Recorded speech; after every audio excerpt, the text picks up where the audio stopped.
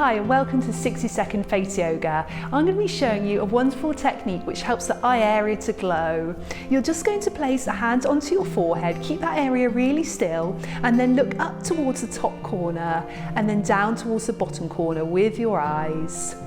Now the reason we have a hand here is just to try and retrain the face to use our eyes more and to use our forehead less. We tend to overuse our forehead and not use our eyes enough when we're expressing, which means we tend to get lines in the forehead and the eye area starts to look a little bit tired and dull. So this just reverses that.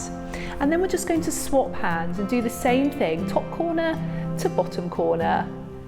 And just try and make it a nice, smooth diagonal line. And you'll notice after you've done this exercise, how your eyes have this really nice glow, a wonderful sparkle about them. And then you can just focus on one point in front of you, keep the forehead nice and still, and then relax the hand back down.